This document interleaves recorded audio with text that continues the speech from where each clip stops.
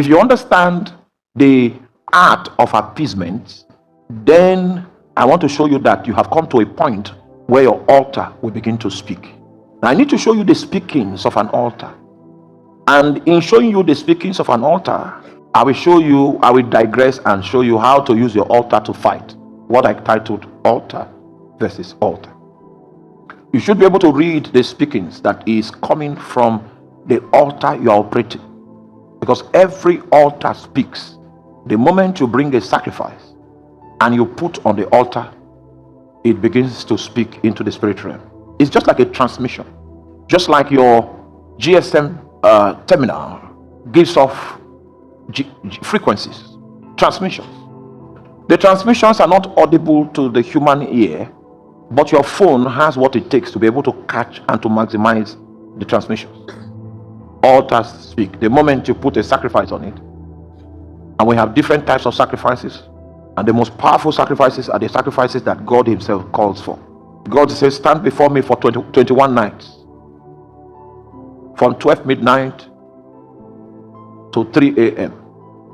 And it is God that gave you the instruction. It is a very powerful sacrifice. God says, you go empty your bank account and give what is contained therein. It's a powerful sacrifice. Now, number two, if God does not say, stand before me 12 midnight, and you decide to stand before God 12 midnight, you will get either 60-fold or 30-fold. If God says it, do this, and you do it, you will get 100-fold. But make sure you are not getting nothing. Oh my! Help me preach to your neighbor, because some of you are getting 0. Make sure you are not you are guilty. You've been getting 0 for the past how many years? Tell your neighbor, help me preach to your neighbor that is close to you. Say, make sure you are not getting 0. If you initiate the process, you are going to get 60 or 30. If God is the one responsible for the sacrifice, you will get 100-fold. Is that clear? But by all means, do not score what? 0. And Abraham said unto his young men, abide here with the ass, and I and the lad will go yonder and worship and come again to you. And Abraham took the wood of the burnt offering and laid it upon Isaac his son, and he took the fire in his hand and a knife, and they went both of them together. And Isaac spake unto Abraham his father and said, my father. And he said, here am I, my son. And he said, behold the fire and the wood, but where is the lamb for the burnt offering? And Abraham said, my son, God will provide himself a lamb for the burnt offering. So they went both of them together. And they came to the place which God had told him of. And Abraham built an altar there and laid the wood in order. There's something catching my attention here. We're going to do a lecture on that, which is place. They came to the place. There was a location that God showed them that their offering, their sacrifice will count.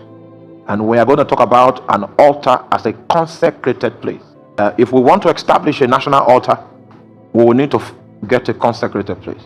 I know a few things about covenants in various territories that has held the power of darkness in those regions. I can say it offline, but not online. Those places have been dedicated and consecrated, and it's a stronghold for demons.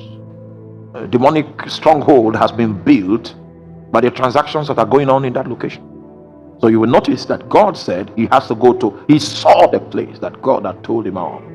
And Abraham built an altar there and laid the wood in order and bound his son and laid him on the altar upon the wood. It will interest you to know that that's the same spot where Jesus was crucified. The same spot, the same actual spot. The sacrifice that was rejected in Isaac was accepted in Jesus. This you'll be able to understand the concept of foundation. The concept of foundation. And Abraham stretched forth his hand and took the knife to slay his son. And the moment the young man, he had released the young man from his heart. The time interval between when he released the young man from his heart and when he did the actual killing, the angel of the Lord called unto him out of heaven. So this is a first call. The first call or the first speaking, because an altar has two voices. The first speaking of an altar is the value of the sacrifice that have been offered according to the estimation of the shekel of the sanctuary. The value of what was sacrificed. If any of you come from a family where witchcraft has been practiced before, the witches want to kill the person that is the breadwinner, the person that is of utmost value to the family, person that is of utmost significance in the family. As long as that person is alive, people will go to school, people will have food to eat, people will be able to make ends meet. He is in the center of the survival of that family. He has a value according to the shekels of the sanctuary. He's the one that witches will be interested in killing, because if you kill that one, are you there? Maybe 45 people will enter into suffering. The value they draw from the person's absence is the suffering that comes upon the 45 people. That is the energy that promotes that witch in the realm of witchcraft. Is the value that is coming from the soul of these people in their anguish on the account of the loss that has been experienced. Who is still here? Okay. So this is the first signal. The moment the boy left the heart of Abraham, it registered in the spirit. And then the angel spoke and said unto him out of heaven, Abraham, and he said, here am I. Next verse. And he said, lay not thy hand upon the lad, neither do anything unto him, for now I know that thou fearest God, seeing that thou hast not withheld thy son, thy only son, from me. And Abraham lifted up his eyes and looked, and behold, behind him a ram caught in the thicket by his horns. And Abraham went and took the ram and offered him up for a burnt offering in the stead of his son. So that's the speaking of the altar. So an altar can speak blessings, and we should be able to read. It is very easy to read the inscription of blessings. One of the inscription of blessings is, check the thing that the person is doing. If he lays his hands upon something to do, does it prosper? You tried to sell fish, and when you counted the money that you made, it was not up to the amount you used to buy the original fish. That is also, we should be, just like it is easy to read the handwriting of blessings, it's also easy to read the handwriting of reproach. And when the description of your existence is failure, reproach, hardship, what you are dealing with is not a lack of business ideas. What you are dealing with is not a lack of business strategies. What you are dealing, it's not a course you need to enlighten you. What you are battling with, the handwriting of reproach, is littered over your life, and the meaning of that is that there is an active altar that is speaking. Because every altar speaks. And the thing about altars that I need to establish here quickly, are you there? If an angel causes a problem in scripture, if an angel causes a problem, it's an angel that will solve the problem.